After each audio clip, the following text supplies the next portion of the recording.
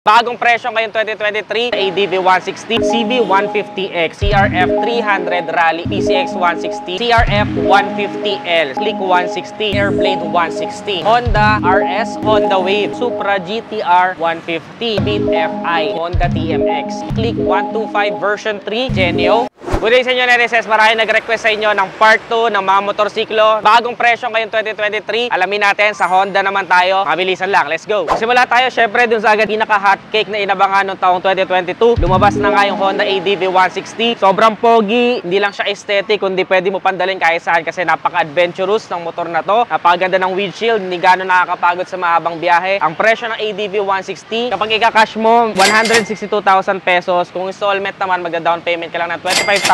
May uwi mo na to and then magmamonthly ka for 3 years ng 6,494. Meron pa siyang isang kulay, yung white. Elegant looking nun. Kung nabitin ka pa sa pagka-adventure bike ng Honda ADV 160, meron pang mas adventurous sa kanya. Ito yung Honda CB 150X. Mas mataas yung ground clearance, mas mataas sa motor. Kaya kahit medyo semi-off-road experiences or gusto mo mag-Philippine loop, pwedeng-pwede ang motorsiklo na ito. And somehow, siguro kung medyo tawid ilog or bahain sa lugar ninyo, kayang-kaya ng motor na to. Ang presyo nito is 170,000 pesos. Kung gusto mo naman mag-installment, mag-down payment ka lang ng 25,000 pesos and then magmamonthly ka for 3 years ng 6,856 pesos. May rebate pa tong 200 kapag on time ka nagbabayad. Gusto nyo ba magkaroon ako ng review neto? Next vlog, comment nyo lang sa ibaba. Syempre, kung gusto mo naman talagang pang off-road na talaga na top of the line at kita nyo naman napakaganda. Ito na nga yung CRF 300 Rally Edition. So, ang SRP naman neto is 307,000 pesos. Kung gusto mo naman mag-installment, mag-down payment ka lang ng 65,000 and then magmamonthly ka for 3 years ng 11,248. May rebate pa din yan. Kung makikita nyo, ito yung medyo top of the line na talaga pagdating sa mga off-road motorcycles at pwedeng pang harabas talaga sa mga gubat-gubat, di ba? Ang ganda na ng style niya, digital yung meter panel. Nagustuhan ko rin to kasi napakakaiba ng kanyang headlight. Pero if hindi mo afford to dahil masyadong mahal, meron tayong mas murang variant yan, which is itong CRF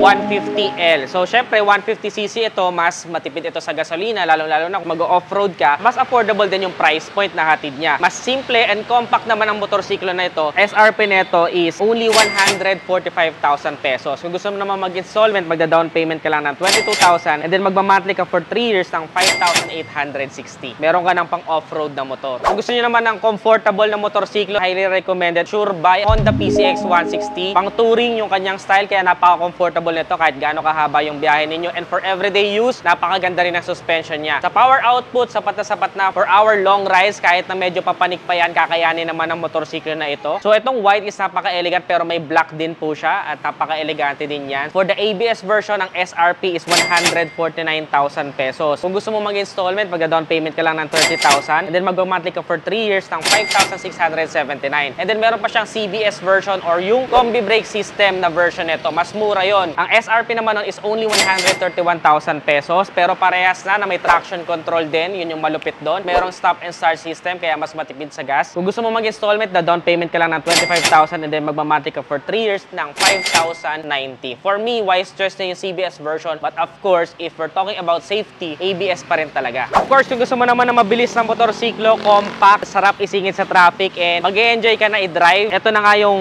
Honda Click 160. Yung Honda Click, sobrang benta na yan, and nagkaroon pa ng 160 version. Mas mabenta pa, of course, and mas mag-e-enjoy kang i-drive ang motorsiklo na ito. Ang SRP ngayon 2023 is 121,000 pesos. Medyo nagmahal na siya compared nung nabili ko yung sa akin. Kung gusto mo naman mag-installment, mag-down payment ka lang ng 20,000 and then magmamonthly ka for 3 years ng 4,864 pesos. May combi brake system na rin pala to, Nedises, at digital na meter panel. Ngayon, yung iba nabibitin kasi gusto ng ABS version nito at gusto ng dual shock sa likod. So, may solusyon tayo dyan. May kapatid pa to, which is itong Honda Airblade 160. Ang pinagkaiba lang, ito kasi itong gulay board, so wala kang space. Pero ang maganda sa kanya, dalawa na yung shocks niya sa likod, kaya mas maganda yung feedback nito sa mga bumpy roads. At the same time, single channel ABS na po ito. Yung likuran niya is steel drum brakes. Same din kay Click. Digital yung meter panel, may idling stop system, LED na rin yung mga ilaw niya. Iba lang yung style nito kasi parang thunder yung itsura, and then may bluish effect. So mas elegante yung kulay na hinatid nila dito sa SP na version nitong Honda Airblade 160. Pati yung upuan nito is kulay brown. SRP nito is 123,000 pesos. Meron ka ng ABS na Airblade. Kung gusto mo naman mag mag-installment, magda-down payment ka lang ng 20,000 and then mag-monthly ka for 3 years ng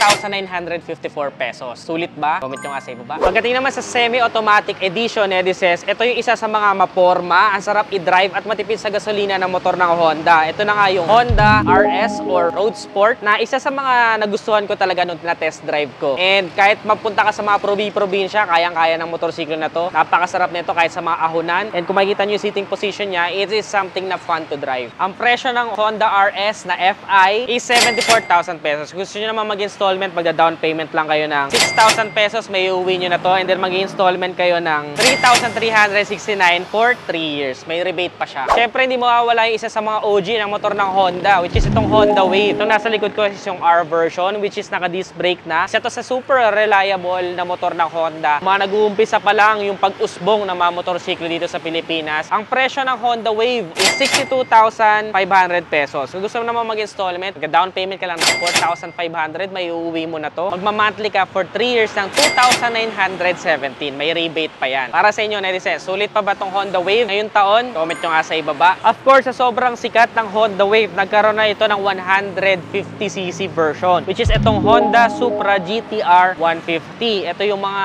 isa sa kalaban ng mga 150cc category na manual transmission. Yung Wave kasi na 110, semi-automatic pa yon. And FI na rin, kaya matipid sa gasolina. Mabilis din to kasi napahirap na tayo ng Honda nito at na-test drive ko na siya. It is something na super fun i-drive. Napakaganda rin ang tunog ng kanyang makina. Ang SRP naman nitong Honda GTR 150 ay ito.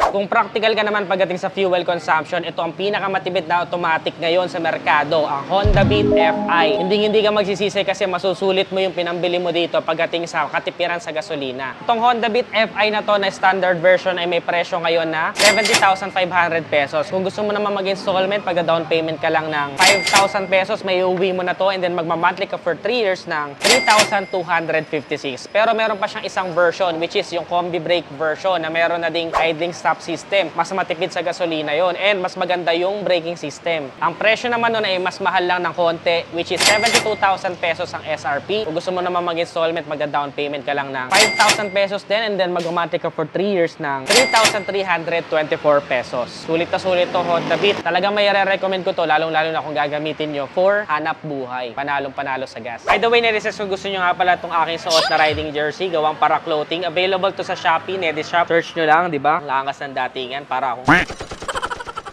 so search nyo lang sa Shopee, supportahan nyo yung ating Nedishop. Continue tayo. Kung gusto mo ng panghanap buhay, pwedeng kapitan ng sidecar. Ito na nga isa sa mga OG din nila na manual transmission, which is yung Honda TMX. Ito yung 125 na Alpha version. Ang SRP nito ngayong taon ay only 57,000 pesos. Napakamura po nito and sulit na sulit tong motor na to. Magda-down payment ka lang ng 4,000, may iuwi mo na and then magma-monthly ka for 3 years ng 2,690 pesos. Ano sa palagay nyo? Mura, di ba? Pero tatak Honda, maaasahan. Of course, Netizens, hindi mawawala ang latest version ng pinakamabentang 125cc ngayon na nagkaroon na ng version 3. Before version 2, sobrang benta na. Nagkaroon pa ng version 3, mas pinatindi, mas pinaganda. At alam ko, dadami at dadami ang bibili nito. Ito na nga yung Honda Click 125 version 3 na may SRP na only 80,000 pesos. Biruin mo yung version 2, 79,000 lang. Tapos yung version 3, 80,000 na. Tapos mas pinaganda pa. Very competitive yan. And for sure, introductory price pa lang yan. Magmamahal pa yan in the future. So, kung gusto mo naman mag-installment, down payment ka lang ng 5,500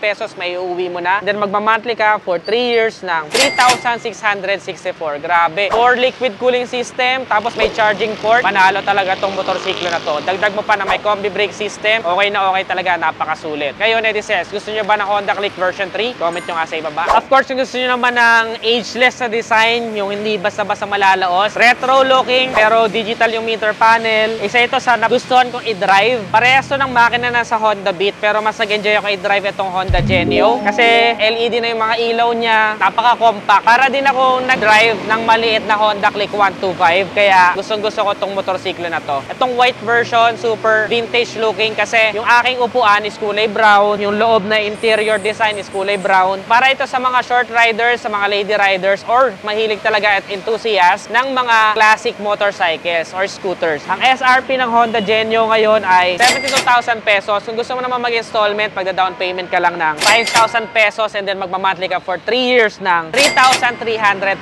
pesos. Para sa inyo, netizens, gustuhan nyo ba tong Honda Genio? Ako, type na type ko to eh. At ayun na nga mga presyo ng Honda motorcycle. Sa mga nagtatanong kung mura dito, itong branch na to ay dito sa Do Exam Incorporation Motorcycle Dealer. Dito yan sa Platero, Binyan, Laguna, katabi ng St. Michael's na Honda Shop. Ano pang mga ibang Honda motorcycles ang na-miss out natin at walang stock dito na hinahanap ninyo? Comment nyo nga sa ibaba para magawa natin ng vlog next time. Ano pang mga brand ng motorsiklo ang gusto nyo mapanood at i-canvas natin? Gusto nyo na ba ng big bikes? Suzuki, Kawasaki, Kymco, KTM, at iba pa? Comment nyo lang sa ibaba. Kung nagustuhan nyo to, don't forget to give this video a thumbs up. Subscribe. Again, this is Ned Adriano. Always keep it cool and ride safe always.